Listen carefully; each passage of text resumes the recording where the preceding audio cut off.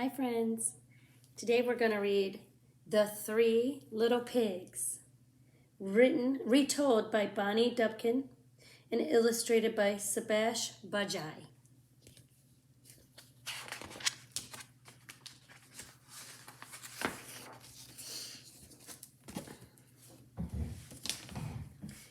Once upon a time, three little piglets lived in a small, cozy home with their mother.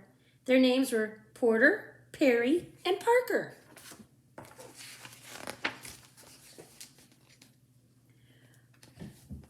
Porter was a relaxed sort of pig. He liked to play, eat, and sleep. Perry was a creative type of pig. He had lots of ideas, but he didn't always finish what he had started. And Parker was a thoughtful little pig who worked hard and did everything just the way he was supposed to. This kind of annoyed his two brothers.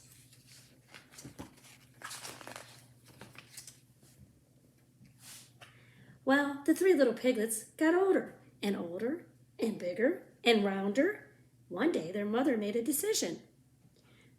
"You have grown too big for this little house," she said. "It's time for you all to go off into your wide, wide world and build homes of your own." So the three little pigs packed their bags and got ready to leave their too cozy home. "Any advice for us, Mother?" asked Parker. "Why, yes," said the mother. "Watch out for that no good, big bad wolf who's always skulking around. And remember, always work hard. Remember to plan, and whatever you do, do the best that you can." The three little pigs kissed their mother goodbye. Then they trotted out of the house, down the road, and out of the village. Before they had gone very far, they came to a big field full of golden haystacks. "You know," said Porter quickly, "I think I'll build my house out of straw. It's a nice color, and the house will be easy to build." "I'm not sure this is a good plan," said Parker.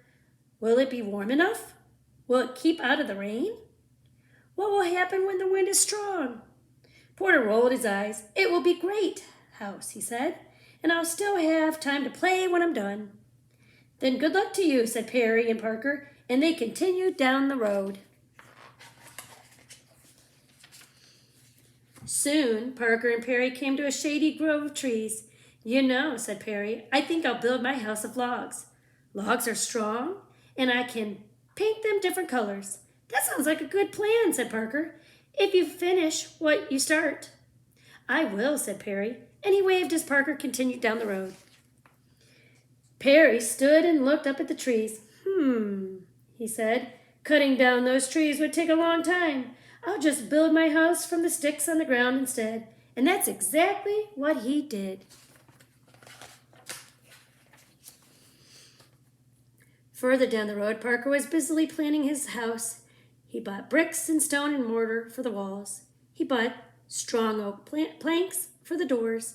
He worked on the house for days and days, but when he was done, he felt very happy. "Mother would be proud," he said. "I worked hard, and I made my house the best it could be."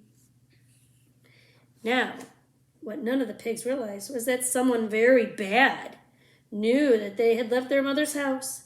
And who do you think that someone was? Yes, it was the no good, big, bad wolf. First, the wolf went to Porter's house. He saw bundles of hay held together by rope, and he saw Porter Pig outside napping in the sun. "Hello, Pig," said the wolf. Porter opened his eyes, squealed, and jumped to his feet. He ran into the house, pushed the door shut, and hid under his bed. Now," said the wolf, "I only want to have a chat." "Ha," said Porter, "I know a hungry wolf when I see one."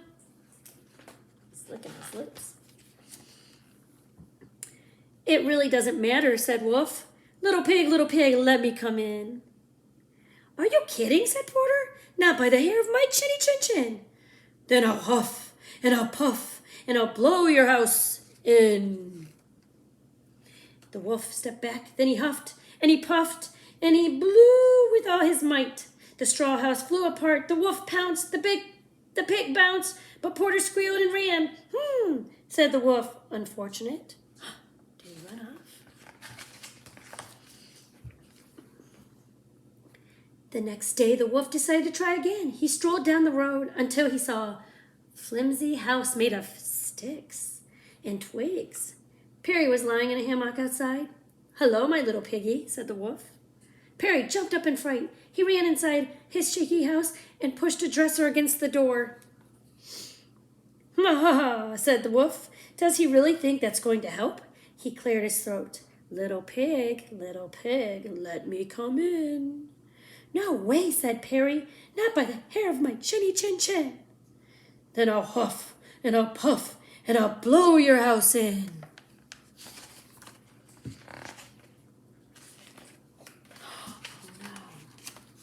The wolf stepped back. He took 2 huffs, and he took 2 puffs, and he blew all his might. Oh no! Sticks and twigs swirled in the air. The wolf pounced, the pig bounced, but Perry squealed and ran. "This just won't do," said the wolf. But the wolf knew there was still one more brother to visit. He strolled down the road until he saw a house made of stone and brick. Parker was digging in a garden outside. "Hello, friend." "Hello, friend pig," said the wolf. "Don't you friend pig me," said Parker. "Leave now or you'll be sorry." "I doubt it," said the wolf. Parker went inside and slammed the door. The wolf heard 3 locks locking and 4 shutters slamming. He stood back. Little pig, let me come in." "Not by the hair of my chinny chin chin." "Then I'll huff and I'll puff and I'll blow your house in." "Go away and try. Go ahead and try," said Parker. Shh. The wolf huffed 3 times. He puffed 3 times. And then he blew with all his might. Nothing happened. "That's a surprise," said the wolf. Now he huffed 4 times, and he puffed 4 times, and then he blew again with all his might. Still nothing. The wolf tried again and again and again. "This is not going at all the way I expected," he said. Finally, the wolf fell flat on his back, puffing and wheezing. He heard the shutter creak open. "I knew my house would stand up to that no-good wolf," said Parker. "I'm just glad he didn't think about coming down the chimney." The shutter slammed shut. "The chimney," whispered the wolf, springing to his feet. "Of course." He sneaked to the side of the house and saw a pile of boxes stacked against the wall. "This might make it even easier," he chuckled.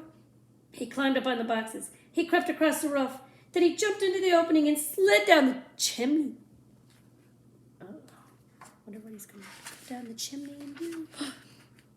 But down below, water bubbled in a big black kettle that was hanging in the fireplace.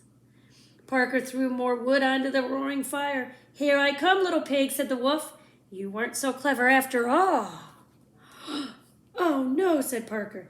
The wolf landed in the kettle with a loud kaplunk.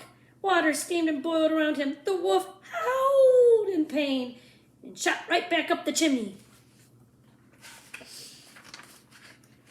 The water had boiled off half his fur.